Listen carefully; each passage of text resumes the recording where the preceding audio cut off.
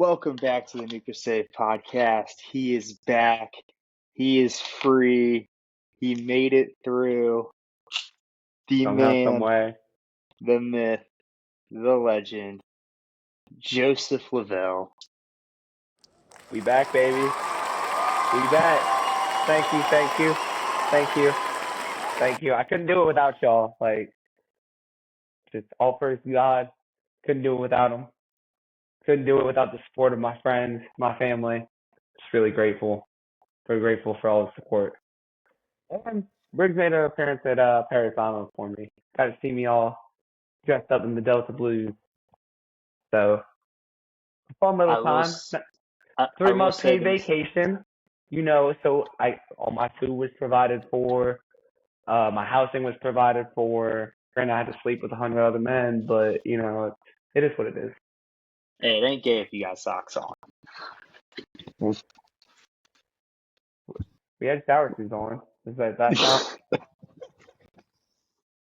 Well, you were able to make it back in time for a very entertaining week 2 of the NFL. And being a Saints fan, it could not have gone any better. And especially after week 1, I certainly had a lot of questions on, okay, is this just the fact that the Carolina Panthers are like this bad? Or is it the Saints offense, this new offense under Clint Kubiak, going to be absolutely insane? After week 2, I think it's the latter. Oh my goodness. Rashid Shaheed is a beast. Another 70-yard touchdown. I don't know if you saw that one, but he did it in like the 5th or 6th play of the game against Carolina, and then did it on the first drive against Dallas. And I was like, oh my. First off, what are your general takeaways from the Saints laying an absolute beat down on America's team? Well, so Dennis Allen might be the only coach ever to be 2-0 and be on the hot seat. Like, legit, like, Clay Kubiak can steal a job at this point. Like, where did this come from? Alvin Kamara's looking good again. He's looking healthy. He's looking fresh. Scored like 5, 6 touchdowns against Cowboys, something like that. I think he had 5. And you got Derek Carr not crying in press conferences anymore, throwing for like 300 yards a game. Derek Carr's like leading the league in passing, which it's 2024. I don't think any of us saw that one coming. So the way they're scheming and doing that against the Panthers, it's like, okay, Panthers are a disaster. It's like everyone sucks on the Panthers. Their best receiver is Adam Thielen. They've got nobody on defense. They ruined Sam Darnold and Baker Mayfield, made them look awful. We'll get to the Panthers later. But they walk into Arlington and you just lay a beat down on the Cowboys. Kind of like how I think it was Green Bay did it to them in the playoffs last year. Like, it's just shocking. It was shocking to see. And the Cowboys arguably the Cowboys have a better roster than the Saints do. Like, when you looked at it before the season, you probably didn't have that one marked as a loss to the Cowboys going into week 1. And just drop it. They've scored like 80 points this year. This is insane in the NFL. I'm gonna smash the over on the rest of the Saints game. The TTP for the Saints, smash it every game at this point until they prove that who's gonna stop you. I mean, So, you play Philly. You play Philly this week.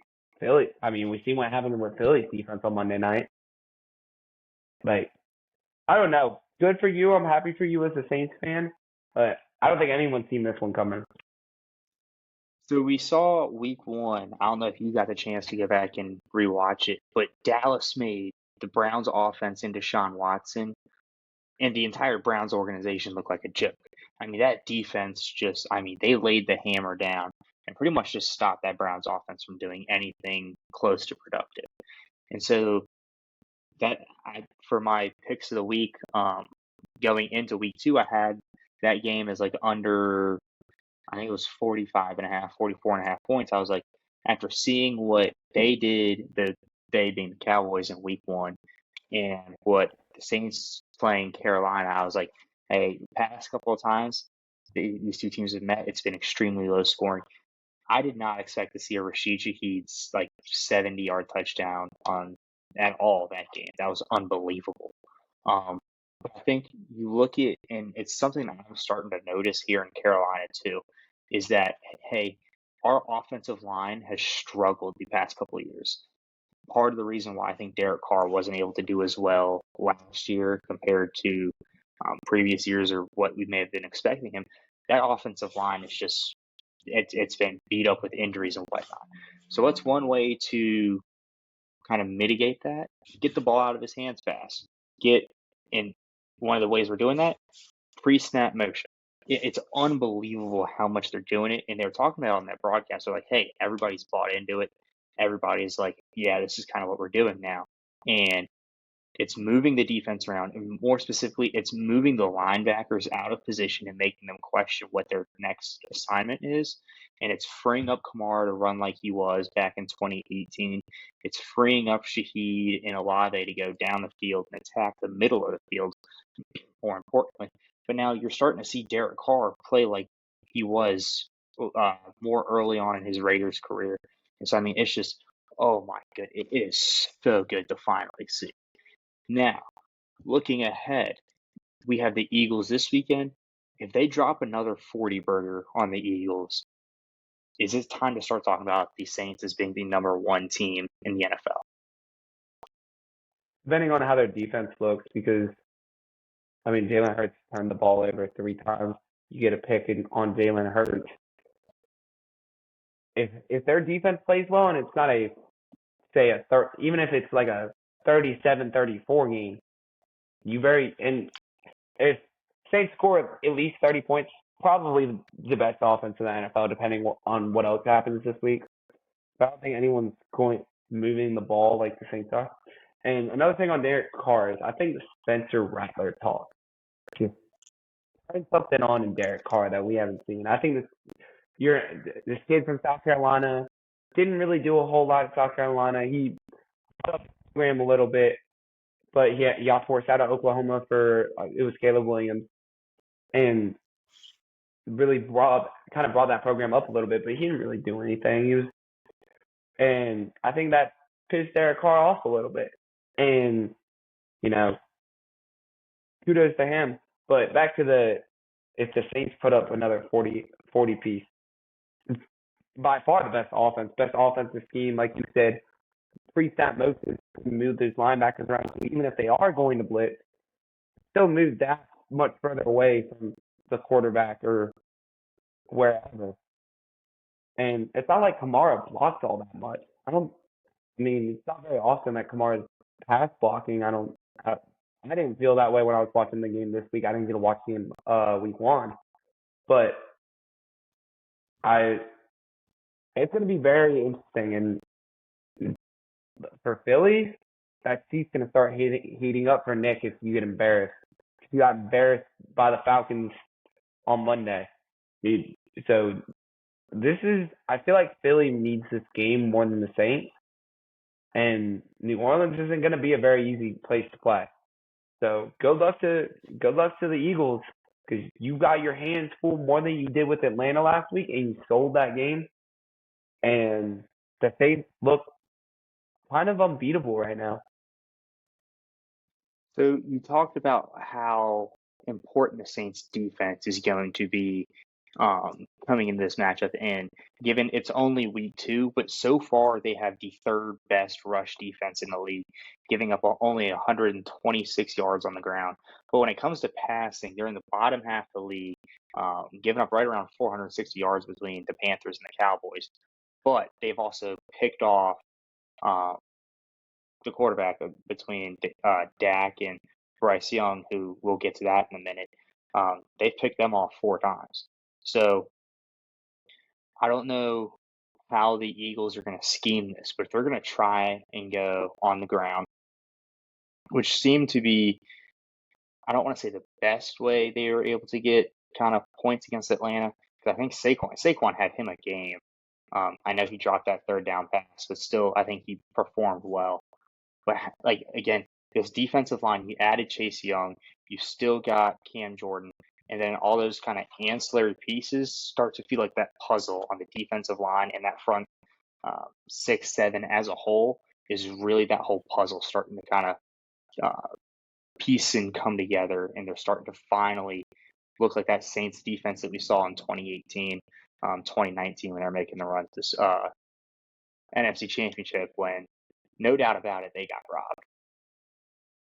Well, we don't need to talk about that. That was like 6 years ago. But It still haunts me to this day. That yeah, I that can was imagine. I watched that live. That was a life-changing moment. I'm sure it was traumatizing as fans, just like 2019 Ohio State. But anyway, I forget what we were even talking about. Saints defense and how Yeah, they back to the Saints defense. The Eagles are going to. Jalen Hurts balled against Atlanta. Like, I don't really put that. I mean, that pick was on him, but, like, it wasn't. I think it was the play calling was not great on that final drive. I think it was a bad, ill-advised throw by Jalen. But if Jalen Hurts is able to run the ball, which you didn't have to really worry about that when you were playing the. I mean, Bryce Young's running for his life regardless in Carolina. And then Dak Prescott's not really a runner anymore. He was in college, but he's not anymore. I don't think that the Saints have really had the game plan for a running quarterback. I think that's the thing that's going to keep Philly in this game late. And I think that will be the thing that throws the Saints defensive line and makes them not look as scary. Now, I think the Saints secondary is very bend, don't break, where you're getting the 4 interceptions, but you're going to give up a lot of yards because of it. And I think there's a little bit of concern with the state safeties. I mean, they got Lattimore and a couple other solid corners, but I think the safeties are a little bit of a concern. But like you said, they've already got 4 interceptions in 2 games and had another turnover with a fumble on top of that. So I think they're more bend don't break. We're going to force you to take field goals, not score touchdowns. But I just don't see it for Philly unless Jalen Hurts balls out like he did against Atlanta, and they still lost that game.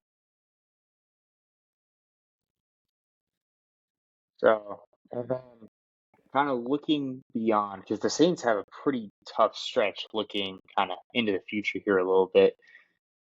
I'm going to read off the next 4 games for them, including Philly. I want you to tell me what you think their record will be come at the end of week 6. So they've got Philly at home week 3. Then they go to Atlanta, to Kansas City, and then you come back home to the Superdome for the Buccaneers. If first day the Saints keep playing like they are, even a slight bit of drop off, you're gonna drop at least one of those 4. Atlanta, I'm not really as concerned about. I think you can beat Atlanta pretty easily. Um, Playing in Atlanta can make it a little bit harder, but KC and Tampa are the 2 games I'm looking at. Tampa looks really good right now. Baker Mayfield's absolutely balling, and then Kansas City's just a monster. They're 2-0 once again. The game will probably be one off of a controversial call at the end of the game, whether you think that was pass interference or not against the Bengals. It'll probably be one off of a controversial call, whether it's a correct call or not. But those are the 2 games I'm really looking at. I think they do beat Philly this week. Atlanta, I think they beat Atlanta, and then they're going to drop one of Kansas City or Tampa. So I can see them coming out of that. What would it be? 5-1? Mm-hmm. I would agree with you there. I think it's probably going to be a close game at KC, but I'm going to kind of circle back and touch on a point you just made. Did you think that call was pass interference? He got there a fraction of a second early.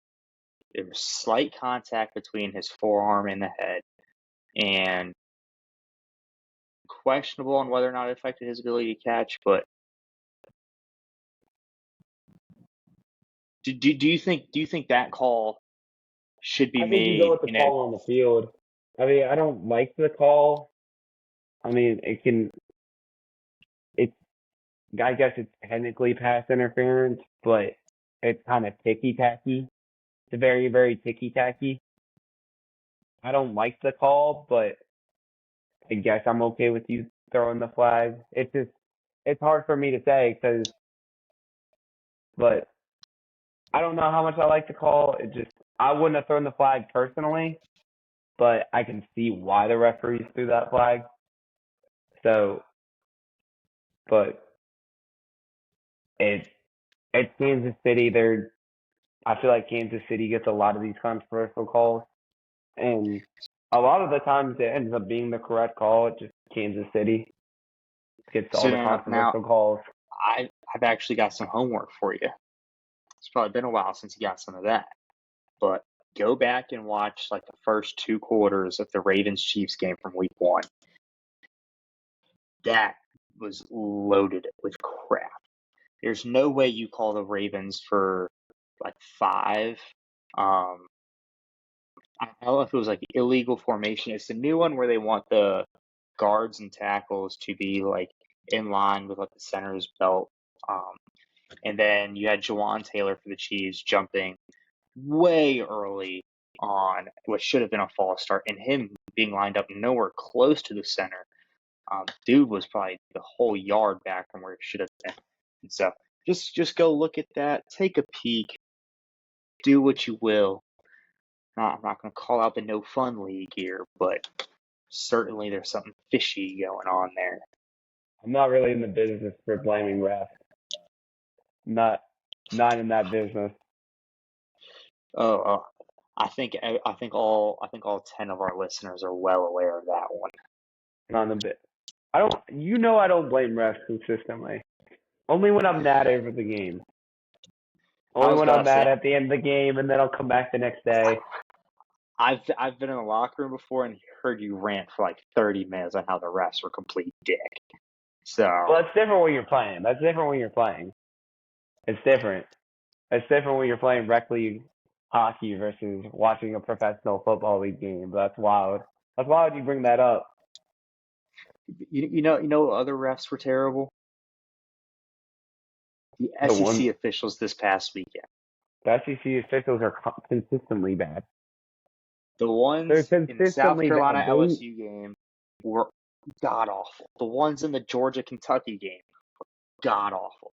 Now, don't get me started on Mark Stoops. We'll talk about that on Friday. Well, I guess it'll be Saturday when it comes out, but we'll be recording Friday. Mark Stoops, no chance you see this, but you're dumb as shit for that. Moving on, Bryce Young got benched for Andy Dalton. Now, this may be a hot take. I know we talked about it beforehand. I've already posted about it, but benching Bryce Young is not going to fix Carolina's offensive woes. Carolina's been offensively just dookie the past couple of years. And so you're not coming into the season, you weren't competing for a playoff spot. Not in the NFC South and not in the NFC. And so why you wouldn't leave him in there to get more experience, let him work out the kinks, let him continue to get those first team and starter in-game reps is beyond me. I don't know what the Panthers organization's thinking here with this move. And hey, if we put Andy Dalton in, we might actually have a chance. No, you don't. It's probably going to make his being Bryce Young's development worse off than it already is. So you want to dibble dabble into that. Well, it's wild that Dave or how is that thinking? Said on Monday, Bryce Young's our guy. We're sticking with him. And then Next day, he says, after Bryce Young gets benched, he gets asked about it, he's like, Andy Dalton puts us in the best chance to win. You know what? Andy Dalton can do that Bryce Young can? Run for his life. At least Bryce Young runs for his life. Bryce Young makes a lot of stupid decisions, but we've been knowing solid is where quarterbacks go to die. Look at Sam Darnold falling right now. He's doing flourishing over in Minnesota right now. He's got Minnesota at 2-0. I think they're leading their division right now.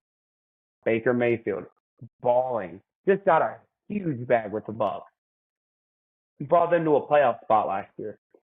After he and run the Rams playbook a couple years ago, just out of nowhere. He learned the Rams playbook in the span of 36 hours and wins the game for him. Balling right now. And their dreams went to die in Charlotte, so I'm not surprised. I'm not surprised you made a dumbass trade with the Bears, and you're gonna expect that wasn't gonna screw everything up. How do you expect a quarterback to be when your best receiver is old Adam Thielen? Like Adam Thielen's not even young anymore. He's old. Your best weapon is Adam Thielen. Like, how do you expect to win like this? You have a good defense back along. At least the Steelers, they don't have a lot of starters. Got one of the best defenses in the league. That's why you're 2-0 right now. How do you expect to win? You're giving up 5 points a game and you're only scoring like 7. Like, I don't know how to expect to win like this. It starts at the top. The organization has been awful for years. They're constantly making stupid decisions. You make a couple of stupid decisions in the offseason this past year. And you made that trade with the Bears. Like, what? I don't understand what we're doing. I don't understand. Like, Charlotte, they need to move out of Charlotte. They need to fire David or get rid of David Tepper. Like, I will stand outside and I will stand that from the mountaintop for Panthers fans because they don't deserve this. And at the beginning of the year, it's cheaper to go to all Carolina Panthers games than it is to go buy everything for the NFL to watch all the games. And it's wild. That's how bad of an organization you are. It's beyond me. So I'm no expert or anything, but I guarantee you I could make better organizational decisions than David Tepper has. Like, the mismanagement is absolutely insane to me. believe it or not, the Carolina Panthers actually have the sixth best pass defense in the NFL, which is surprising because the Saints threw the ball all over them. But they've only given up 330 pass yards so far this season. But their run defense, on the other hand, second to last. Given it's the first 2 weeks, kind of around week 10, we'll see them in a league of their own. Not that that's a good thing. It's going to be quite a few notches down. But, I mean, and I you say we talked just take about the that Panthers trade. down to the CFL. Yeah, I mean, I don't know how the Canadians would like to partake in American football, but we'll see about that one. But you talked about the trade with Chicago, and I want to kind of dive into that real quick because the Panthers gave up DJ Moore, who I thought was a really good weapon for them at the time, and then draft picks that led to Caleb Williams, Darnell Wright, Tyreek Stevenson, and Torrey Taylor. And one of the draft picks hasn't Outside even of been used yet. The Bears still have a 2025 second round pick. So I think it is safe to say that, and especially when you took Bryce Young over CJ Stroud, I mean, I don't want to say Bryce Young is a bust yet. He's only in year 2. I don't want to say anyone's a bust until after like year 3 maybe, because that's when you really start to see, hey, is it them or is it the organization? Here, I think it falls more on the organization and their lack of an ability to put adequate weapons around him. Given you went out, you drafted Xavier Legette, and as much as I love Legette, he needs to get out of Charlotte. He needs to get on a real team because that way he'll actually the entire offense will hinge on him and Adam Thielen. It'll be a little bit more balanced, and it'll allow for him to kind of step into that role he had in Carolina, where he was able to just flourish. But yeah, and then in 2019, the famous quote from David Tepper, "We will not accept mediocrity." Guess what their record since then is? 24-61, because I have the page up right here. Hey, that's cheating. But yes, they are way below 500. It's pretty bad. But hey, they aren't mediocre. Do you even think they're going to win 3 games this year? Are they going to even win 3 games this year? Let's see. I haven't. They're at Vegas next week, at home against Cincinnati. The only game I have them possibly winning is against the Giants, and it's in Germany. They'll somehow beat an elite team, probably. They probably will just wake up one day and decide they want to win a football game. They'll probably beat someone like the Chiefs or the Bucs or something like that. It might be like Tampa or Atlanta at the end of the season because they're resting their starters, getting ready for the playoffs. I mean, yeah. I don't see 3 wins in it. They may be the next Cleveland Browns from, what was it, 2017? I think they were the last winless team we had. Yeah, I remember that team. I think this team might arguably be worse. And I think Carolina's best chance for a win is going to come in either week 17 or 18. Forget that we moved to 17 weeks with the 18 being a bye week. But it's either going to be at Tampa or at Atlanta.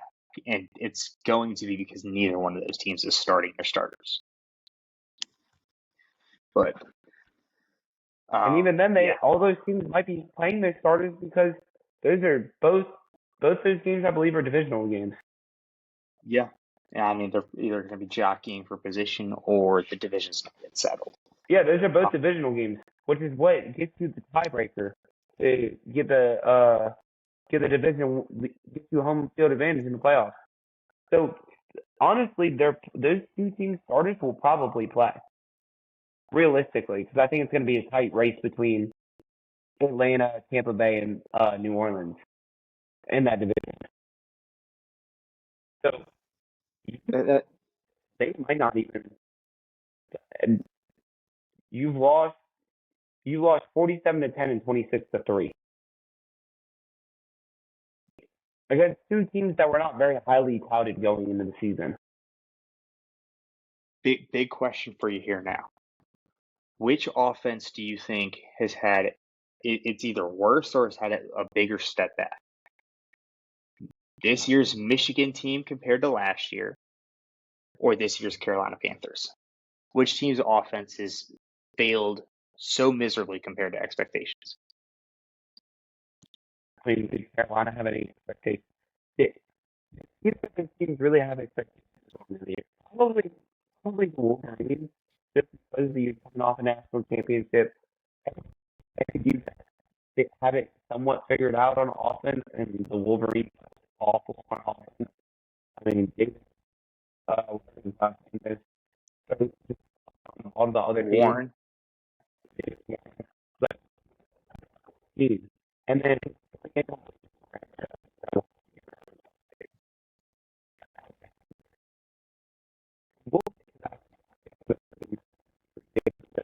USC Wolverine. But I don't think that there's any expectations on this.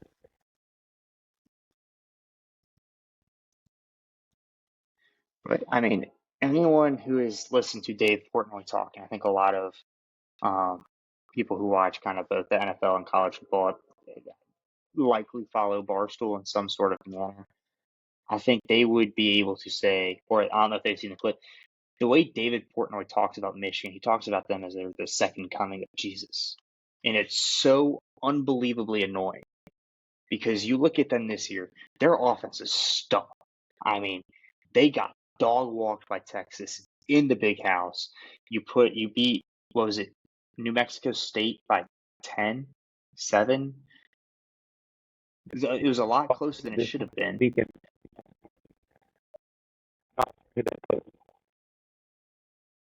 I mean, these are teams that this Michigan team last year would have put up 50 on.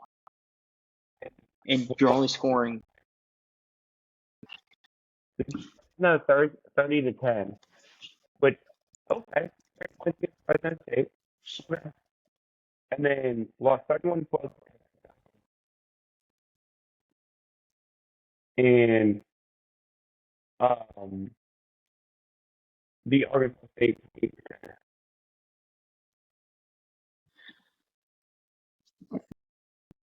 I don't know if this is a hot take again. We'll get to this when we talk about college football here later in the week. But I think the ceiling, I know I've already said this, Michigan's going to be 8-4 this year. I don't see them winning another ranked game just because of how bad their offense is and their lack of an ability to be able to get Orgy to run the ball or throw the ball so that he can run it effectively. And then Davis Warren is just fucking terrible. I'm sorry for Michigan fans to have to hear that. But, I mean, in McCarthy is good enough to the point where he could be great with the weapons around him. They don't have those same weapons anymore. And now you've got a below average quarterback who's just dog shit now because he has no supporting cast. I don't think the coaching is all that great, given a lot of them left for LA to go with Harbaugh. But again, we'll get to that more on Friday. Well, Saturday. Depends on when you watch. Morning. Talk a lot about that game. There's about 5 games I want to hit on that are playing on Saturday. And we'll miss all Friday night's games. So we'll miss what is it, Illinois, Nebraska, I want to say? That's the big game on Yeah. Friday. But we won't be able to talk about that one. But we'll be able to talk about the rest of them. Probably be recording while that game's going on, but beside the point. What if we live stream that? We'll talk. It might be in the works. But back to NFL. Do we think it's time to panic in Baltimore? 0-2, everyone's talking about Lamar's finally got enough weapons. They finally did Lamar right. We've got Lamar. Lamar can finally do it. He's got Derrick Henry. He's got an elite running back. It's not going to be all on Lamar. And then they start 0-2 this year. They lost the game because of the Raiders. So how are we feeling about Baltimore? Is it time to panic, or is it just they're getting out there, they're working out the kinks right now, and they're going to be fine throughout the rest of the season? So I'm going to attack this from a couple angles because one, both those games were extremely close, and that Chiefs game was a matter of centimeters from being a loss and it going to overtime, and who knows what would have happened then. But so I mean, both one-score games. Blowing a lead to the Raiders in the fourth quarter, terrible look. But you look at their games ahead: Bills, Bengals, Commanders, Bucks. Not the easiest. I mean, the Commanders. Oh, I forgot the Cowboys. They're at the Cowboys this weekend, and then Bills, Bengals, Commanders, Bucks. Do I think there's a chance they could start out 0-5? Yes. But do I also think that there's a chance they're able to bounce back and get to 3-2 and kind of propel themselves?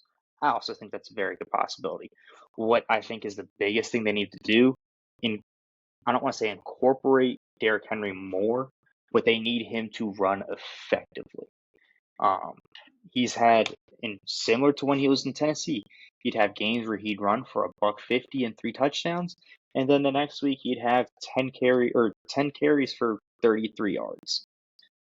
I mean, he's just, it's a roller coaster, and with the AFC North being, I don't want to say as tight as it is, but with it being as competitive as it is, and maybe Baltimore doesn't get to the playoffs this year because of, hey, maybe the Bengals bounce back after being 0-2 and then the Browns sneak in a wild card. But I don't know Because I mean, the Ravens easily And could the have won Steelers those two lead their games. division right now. Which is the craziest part is the Steelers lead that division. I don't. And the Steelers won last weekend without scoring a touchdown. They kicked what 7 field goals. Win to win though. I think it was They've got 21 to. they've got a It Super was like Bowl caliber defense. Do I think the Saints Steelers offense is going to explode? I'm not now. But back to the Ravens, it just scares me when and you know I haven't been very fond of Jim Harbaugh or any of the Harbaughs. Never really have been. But one thing about the both Harbaugh brothers is they both coach very disciplined teams. It's very weird to see the Ravens take 11 stupid penalties. 11, a lot of these penalties were not necessary penalties to take against the Raiders. He took 11 penalties for 100 something yards. And the biggest thing for me for the Ravens is that defense does not look the same. It does not look the same as it did last year without Patrick Queen. I think they lost one of their better safeties. I can't remember who it was. And you lost that to get Derrick Henry. But you knew the Raiders were going to throw the ball, especially after you got up 10, and you still couldn't stop it. All of the Raiders' yards were through the air. They had 17 rush attempts for 27 yards, and you still blew that game. And Lamar has been balling this year, but he still couldn't get it done when it mattered. And we'll talk about that play that was inches away. You had another, I can't remember who it was, but you had another receiver open on that play that you could have hit. Like, Lamar has not shown an ability to get it done in the big moments, and that's the scariest thing for me. He couldn't get it done against the Chiefs in the playoffs last year, and you're 0-2 to start the year. You've lost your last 3 games if you're the Ravens. That's that's a scary thing, and I don't think it's time to panic yet. I think if they lose to the Cowboys, it is. But I'm not used to seeing the biggest thing is that the defense is not the same. And Derrick Henry is not putting up. Well, Lamar Jackson leads the Ravens in rushing. Like that shouldn't be the case. That's why you went out and got Derrick Henry because J.K. Dobbins was not a reliable weapon because he was injured every year. And that's why you went out and got Derrick Henry. But I don't know, man. This is a scary time. I'd be a little worried if I was a Ravens fan. So who needs the win more in Dallas? Is it the Cowboys needing to bounce back after an awful loss to the Saints, or is it the Ravens who need to avoid starting 0-3? The Ravens, I think the Ravens division is going to be tighter. Because you're way behind the ball at that point. Say the Steelers get out to 3-0. Say the Browns win this week. You say all three of the teams in that division win this week. You're now the last in the division. You're gonna have to punch your way up for the rest of the year, pretty much. Because one of those teams in the division, the winner of that division is probably gonna finish. I don't know, probably 12-5, realistically, maybe 11-6. So that limits you to, if you want to win that division, that limits you to only being able to lose 3 more games for the rest of the year. So I think the only competition that the Cowboys have in their division is the Eagles, which it's been like that the last couple years. I think the Eagles are just, I think the Eagles are in the Cowboys and they're going to split, and the Cowboys and the Eagles are both going to beat the Commanders and the Giants probably both times this year. So I think the Ravens I, need this win more than anyone, but I wouldn't be surprised if the Commanders surprise a lot of people. I like their moves in the offseason. They went in, got a new head coach in Dan Quinn. Um, I mean, they looked good the first 2 weeks. I don't think they're explosive And enough on I don't, offense. And they're getting insane play from Brian Robinson right now. I don't think he keeps that up all year. I think Brian Robinson and rushed I, for like 130 yards last week. I don't think they continue to get that from him. And I think I heard something about Jalen Daniels getting hurt. He's not listed on their injury report. Okay. He I came don't out know of if the game. I think he came out of the game for a couple plays because of a hand. so. We'll definitely see how it kind of shapes up. I I don't think the Commanders are going to be as bad as they were. I think what they're going to be able to do this year is keep it close in the wild card race, but they're not going to make it any wild card. I just don't think they're going to be able to compete with like the Cowboys and the Eagles. Realistically, the Cowboys and the Eagles are probably going to be like 12-5. I don't think the Commanders are going to be that good. I think they're going to be closer to like 9-8, maybe 10-7. They don't have the hardest schedule in the world, but I mean they play at the Bengals, at the Cardinals. They host the Bears and the Browns, and of course split with the Eagles and the Cowboys. Then they're in the Superdome.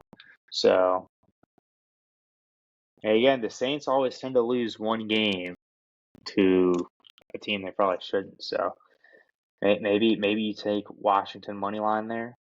They've got a lot of 1 p.m. games. My goodness. 1, 2, 3, 4, 5, 6, 7, 8, 9, and then they probably had 2. So 11 1 p.m. games. Not a primetime team. I will say that. But I don't blame them. It's not necessarily a money making team this year. I can't wait to see Jaden Daniels 2-3 years down the line. As long as he doesn't get broken, I think that's that's my his biggest biggest. concern.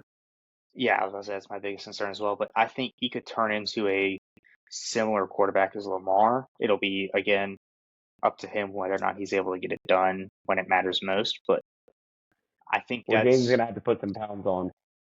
yeah. I mean, he's a skinny dude. I'm surprised he wasn't bigger coming out of Louisiana. They got some big boys down there.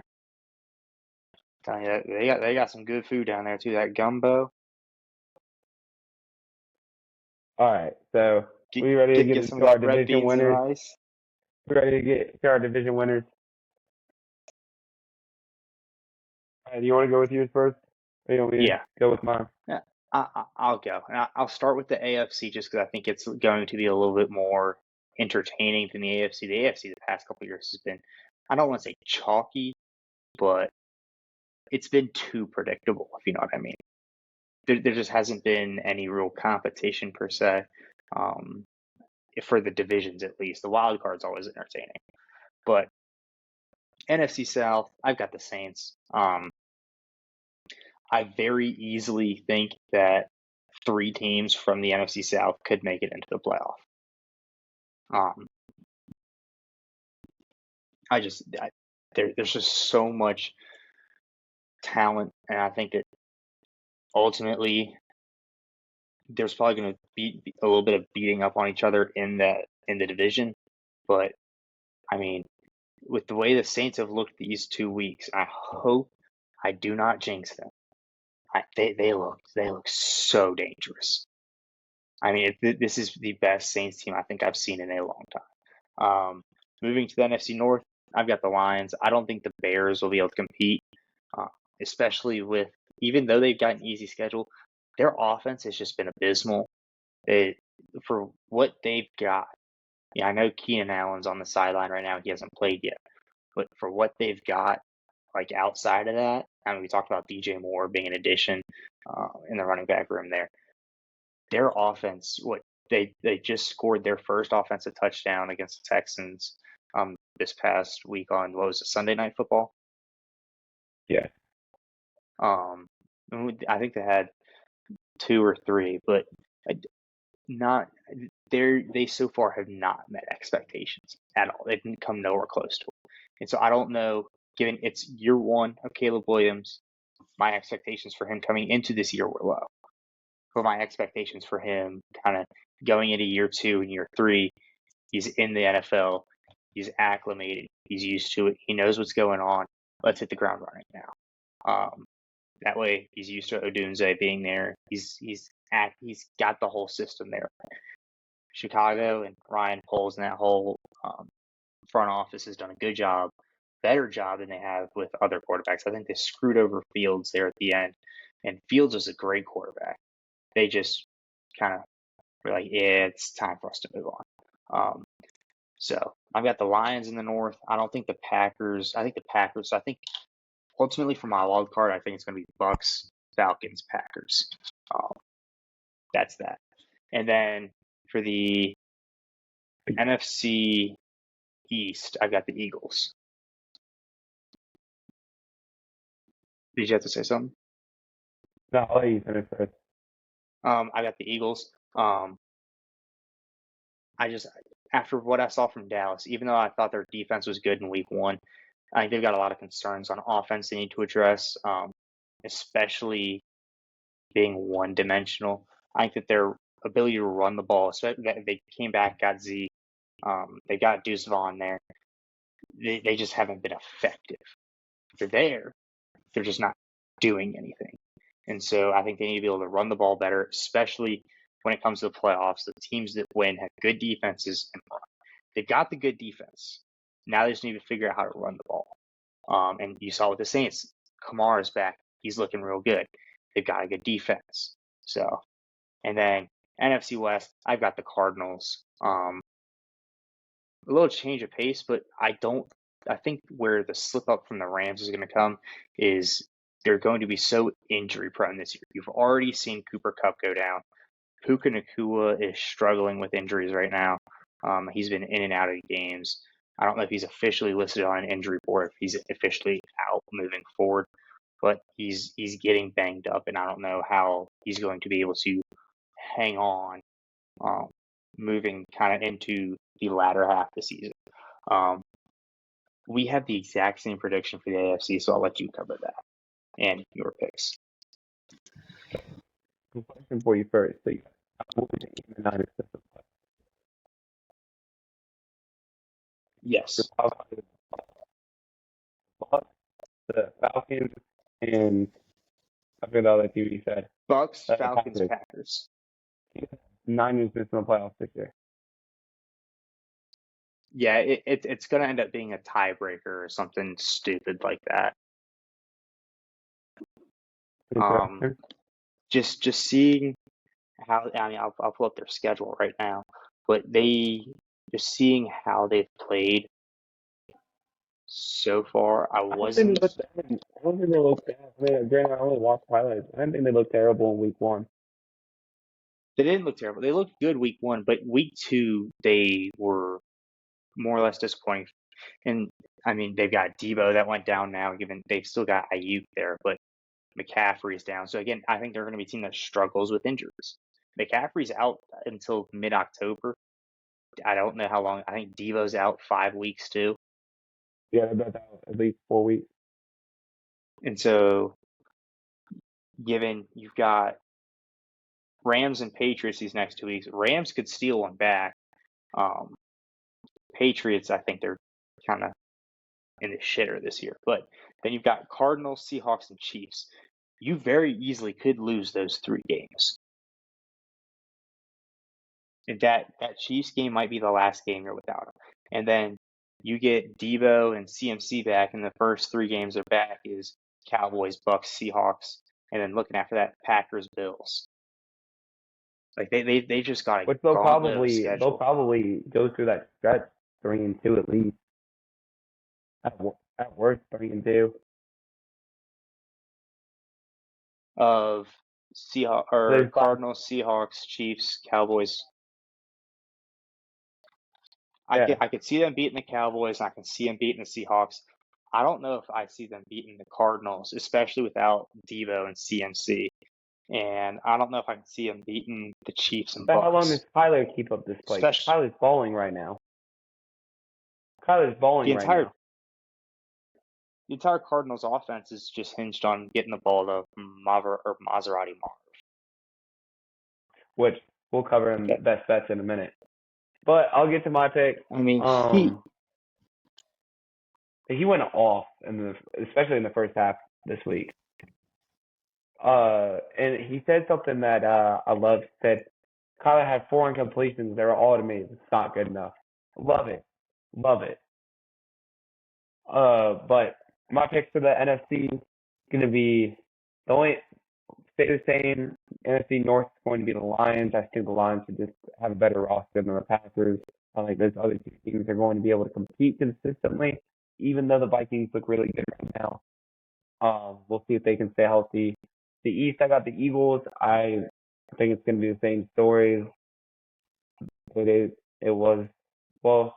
I think the Eagles didn't win the division last year, but I think the Eagles are just going to be able to. I don't think the Eagles are going to fall apart like they did last year. Jalen Hurts looks a lot better this year. We'll see about Nick Sirianni.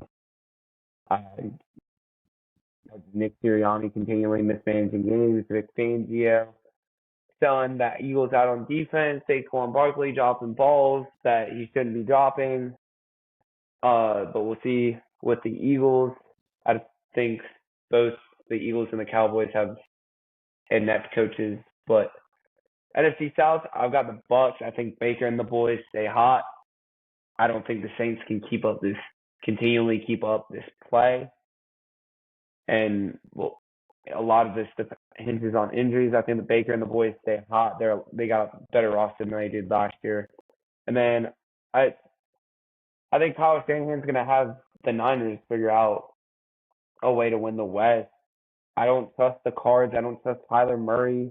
Kyler Murray, the Kyler Murray's played the best he has the last 2 weeks in his career. I don't trust him to keep up this play. We'll see about the Cards defense because I'm still a little sketchy about them, even though they probably should have beaten the Bills. But for the AFC, we both have AFC South, the Texans. I think CJ is going to be top 3 for MVP this year, as long as he stays healthy. The offense is scary. The defense is scarier than it was last year, and it was scary last year. I think the Texans could very well go to the or the AFC Championship, and their defense got better than it was last year. I think their defense is a lot more capable of competing with these high caliber playoff teams. In the North, I think the Bengals turn it around. I think that division is going to be so close this year. And you could be in a situation where those 4 teams beat the hell out of each other in the division, and they're all like 11-6 when it comes to playoff time, or like 12-5. You've seen a situation like that like 2 years ago, I think it was, when the AFC Yeah, when they had, North stuck 3 teams in, and I think the they had all, Steelers were. I I think think the they Steelers had in that three. year. I think they had, They had 3 teams I don't in. think so. They were close. So they were right on the tail, but I don't. I think they just missed the wild card by a game or two. Yeah, I think the Steelers were like not 10-7 that year. So it might have been 9-6, 9-7, something like that. 9-8. No, it would be 9-7, but it might have been before they went to 18 weeks. But anyway, I think you could see a situation like that this year, just because with how well the Steelers have done this far. They haven't played the best competition, but the Steelers have done impressively well. Justin Fields hasn't turned the ball over, which we'll probably talk about this another day. Um, Keeping Justin Fields in over Russ, I think you would do that even if Russ was healthy, because Justin Fields hasn't turned the ball over. He's making the right decisions. He's got a pretty good passer rating, a pretty good completion percentage. He's doing all the things he needs to do to win the games. The stats don't look great. He hasn't passed for over 200 yards, but he hasn't costed the Steelers. So that's why I think the Steelers will continue to be competitive. Anyways, back to where I was. AFC East, I'm gonna go with the Bills. The Dolphins were the other team that made the playoffs in this division last year. With Tua being out, I just don't think they're gonna be able to compete like they were. I think they lost a couple too. I don't think there's anyone else The Jets, I don't trust the Jets. Aaron Rodgers doesn't look the same. He's not playing bad, but he's not Aaron Rodgers per se.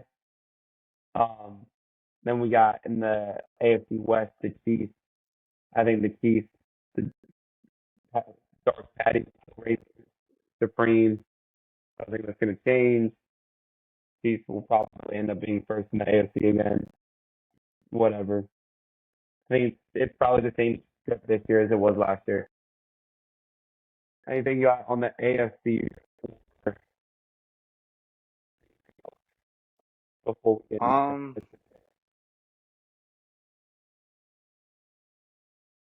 you pretty much touched on all of it. I think I agree with CJ Stroud being one of the top three for the MVP. I'd be surprised if he doesn't. He's looked really good so far this year. And I think coming out of the AFC, I think the Texans are going to be the best team to challenge Kansas City for that number one spot. Um, and I mean, given it's a massive step up from last year, um, just barely winning the division, but I I think the ceiling for the Texans this year is up there. I like the addition of Stephon Diggs. We'll see if he's a locker room cancer. I think that's kind of undecided yet, but um, we'll see. We'll see how they kind of gel and move around later this year. But I think my team to watch in the AFC is definitely going to be the Texans. So other than that, you pretty much touched on everything. New segment, Joey's best bets. I would have liked the Now that alliteration I of say Briggs's best best bets, bets, it's but probably I'm gonna go 0 for 5 because that's the way sports betting works. But we're gonna go for it. First, I got the Bucks minus 6.5 at home against the Broncos. Broncos look completely inept on offense, and that Broncos are plus 250 on the money line. Bucks look good. Baker and the boys are hot. I think the Broncos are gonna be able to score against the Bucks. I think the Bucks are still gonna at least put up 21, 24. I think it's gonna be like a 24-9 type of game, maybe like a 24-13. Still got the Bucks minus 6.5. We got the Colts and Bears under 43.5. Both these offenses look awful. Both teams have solid defenses. Um, Matt Eberflus, the defensive coach, the Colts. I think both their games have been well. Their game against the Texans wasn't, but I think that Anthony Richardson can continue to turn the ball over. I don't see these. I think it's going to be probably maybe like a 20-13, 20-17 type of game. Um, J.K. Dobbins over 50.5 rushing yards for the Chargers. I forget who they play. I think it's the Steelers. Steelers are really good rushing defense.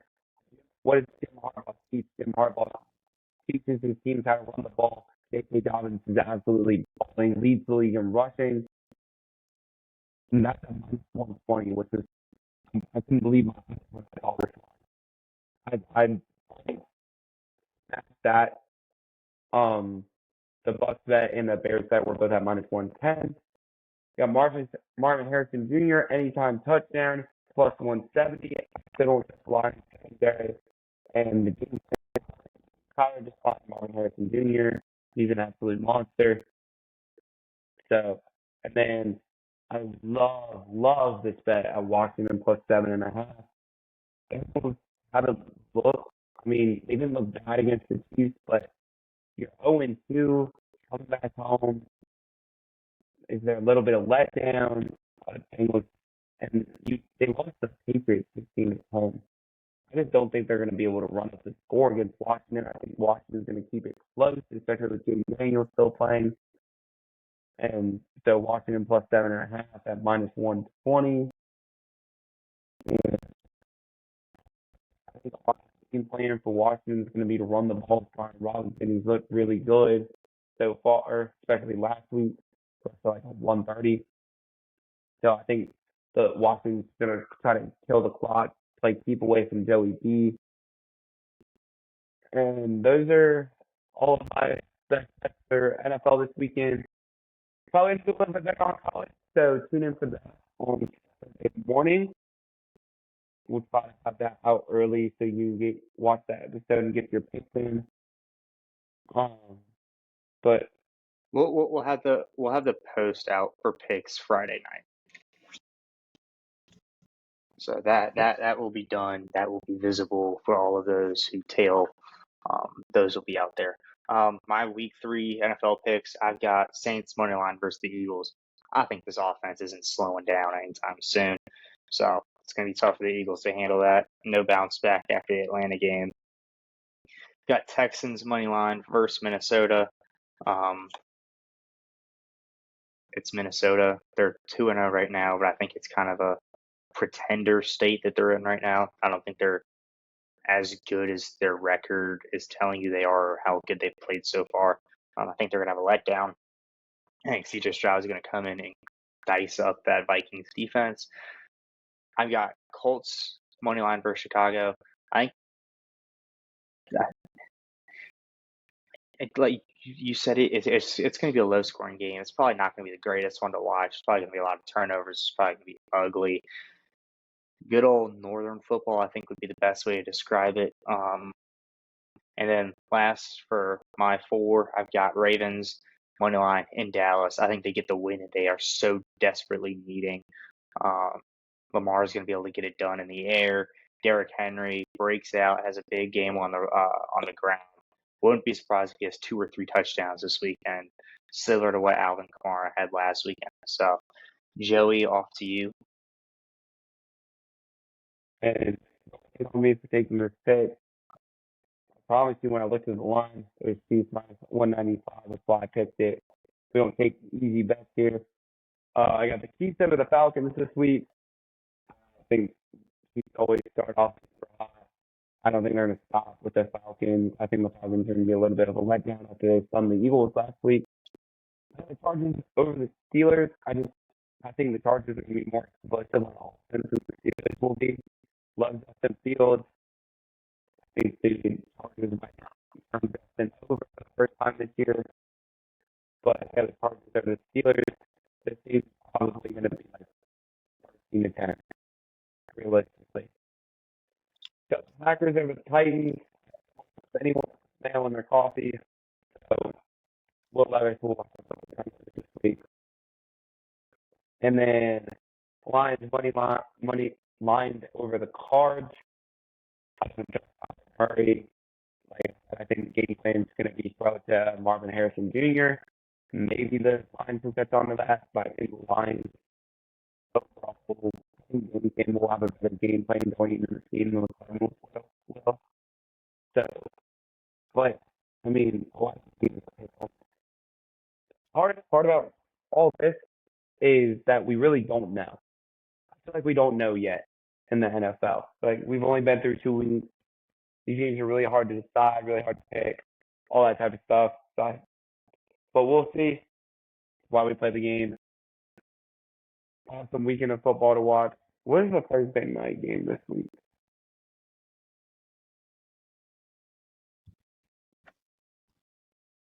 Scanning. Texas and Jets, so an absolute snooze fest. Get to watch geriatric Aaron Rodgers trying to go compete with Jacoby Brissett. I mean, absolute snooze fest. If I'm a better, I'm smashing the under. It's probably going to be like a 6-3 game, something like that. Hopefully Aaron Rodgers doesn't tear his Achilles after the first 4 plays.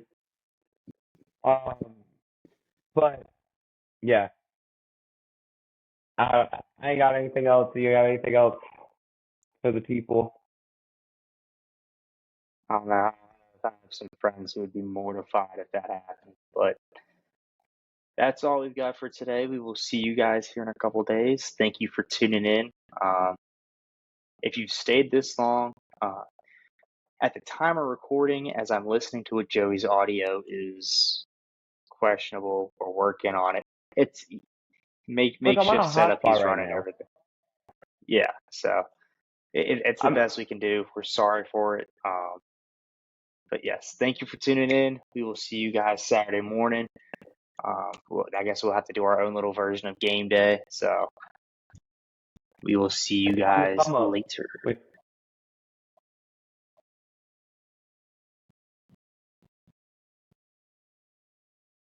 Still loading.